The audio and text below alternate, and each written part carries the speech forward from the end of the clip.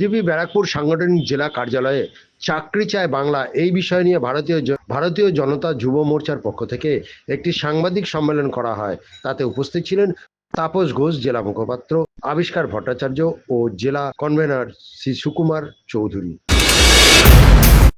যে কর্মসূচিটায় প্রায় 10 লক্ষ পোস্টকার্ড আমরা মাননীয় মুখ্যমন্ত্রীকে বাংলা জুড়ে পাঠাবো, তার কারণ উনি ভুলে গেছেন যে বাংলায় বেকার যুবকরা আছেন যারা প্রতিনিয়ত চাকরির জন্য ছুটছে কিন্তু চাকরি পাচ্ছে না।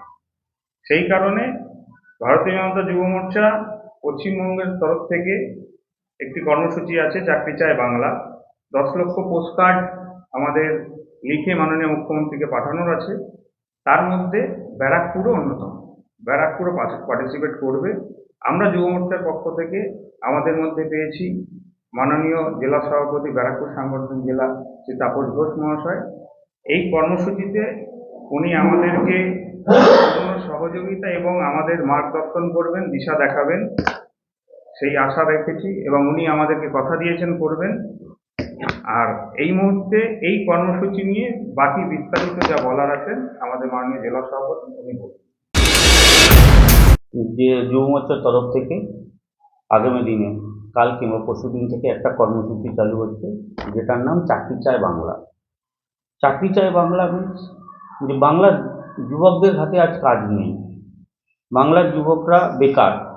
তাই জন্য মাননীয় মুখ্যমন্ত্রীকে 10 লক্ষ পত্র প্রেরণ করা হবে। এই পত্রটা কীভাবে আমরা পাঠাবো?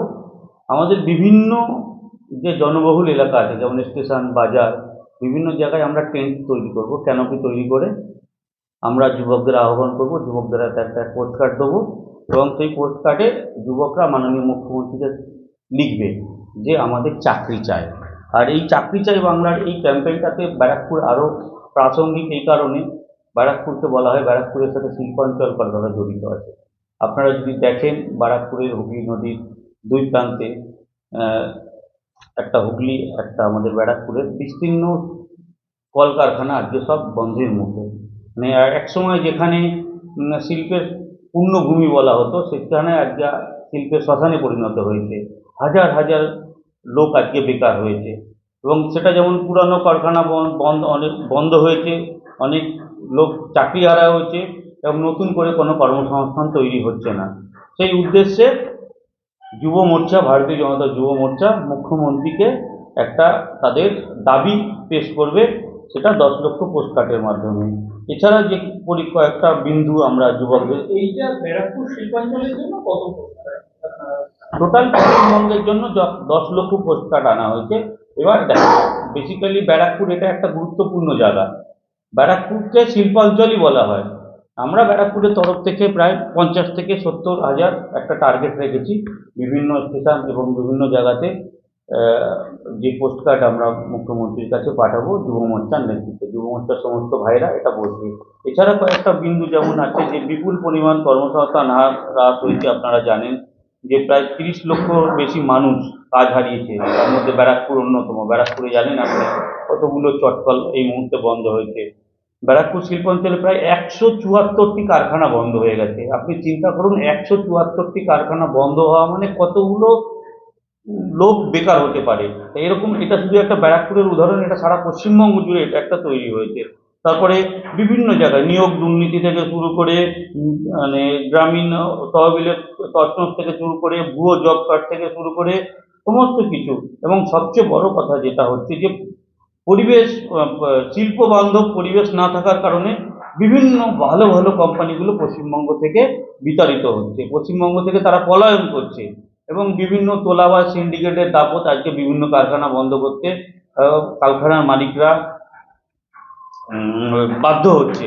এরকম একটা পরিস্থিতিতে আমরা পশ্চিমবঙ্গ তথা ব্যারাকপুরের যুব সমাজের কাছে আহ্বান জানাবো এবং মুখ্যমন্ত্রীর কাছে আমরা কার্ড পাঠিয়ে চাকরি চাওয়ার জন্য আমরা দাবি জানাবো এবং অবিলম্বে আমরা বলবো যে ব্যারাকপুর শিল্প অঞ্চলে যেসব কারখানা এখনো পর্যন্ত, ব্যারাকপুর শিল্প অঞ্চলে আমাদের কাছে যেটুকু রিপোর্ট আছে 174টি বড় কারখানা বন্ধ হয়েছে এবং ছোট তো অগণিত ছোট কারখানা বন্ধ হয়েছে। তা সেটা কি শিল্পাঞ্চল মানে আপনারা দমদম থেকে বিস্কুট হচ্ছেন না টিটাগড় থেকে বিস্কুট? চিটাগড় থেকে বীরপুর, বারাকপুর সাংগঠনিক জেলা, আমাদের জেলার মধ্যে 174টা কারখানা বন্ধ হয়েছে। তাতে হাজার হাজার কর্মী, হাজার হাজার শ্রমিক বেকার হয়েছে। কবে থেকে শুরু করছেন, কবে থেকে? এটা আমরা 27 তারিখ থেকে শুরু করব। কোথা থেকে শুরু হবে? সব জায়গায় একসাথেই না কোনো মাদার ক্যাম্প? সব জায়গাতেই একসাথেই শুরু করবো। বিভিন্ন 7টা বিধানসভায় 7টা টেন্ট বসাবো। তারপরে কোনো দিন টেন্ট হলো, সকালের দিকটা টেন্ট হলো, কিংবা সন্ধ্যের দিকটা টেন্ট হলো, দুপুরের দিকটা আমরা ডোর টু ডোর করলাম, কিংবা বাজারে গিয়ে বিভিন্ন মানে বেকার যুবকদের কাছ থেকে এটা করালাম। একটা ক্যাম্পেনিং যেভাবে হয়, ক্যাম্পেনিং 360 ডিগ্রি ক্যাম্পেনিং হয়। শুধু স্টেশনে বসলেই হবে না, শুধু বাড়ি বাড়ি গেলেও হবে না, বিভিন্ন বাজার, হাটে, মাঠে, ঘাটে, বিভিন্ন ক্লাবে, সমস্ত যেখানে বেকার, অ্যাকচুয়ালি এখানে আপনি জানেন এখানে কাজ নেই বলে বেকার ছেলেদের আড্ডা, চায়ের দোকান কিংবা ক্লাব হয়ে গেছে, সেখানেও আমরা যাব এবং সেখানে আমরা যুবকদের এইটুকু বোঝাবো যে পশ্চিমবঙ্গে যতদিন মমতা ব্যানার্জি মুখ্যমন্ত্রী আছে আপনাদের কাজের অভাব ততদিন থাকবে, যতদিন বিজেপি সরকার না আসবে, ততদিন আপনাদের কাজের অভাব থাকবে। বিজেপি মানে শিল্প, বিজেপি মানে কর্মসংস্থান। আপনারা দেখেছেন পশ্চিমবঙ্গের সমস্ত বেকার যুবকরা কিভাবে চাকরি খোঁজে গুজরাট, মহারাষ্ট্র এবং অন্যান্য রাজ্যে পাড়ি দিচ্ছে। আজকে আমাদের থেকে অনেক পিছিয়ে বিহার শুরু করেও, বিহারে আজকে শিল্প উন্নতি করেছে, বিভিন্ন স্টেটে শিল্প উন্নতি করেছে, যেখানে একসময় পশ্চিমবঙ্গেও ভারতবর্ষের জিডিপির একটা বড় অংশ দিত, সেটা আমরা একদম শেষের দিকে চলে এসেছি।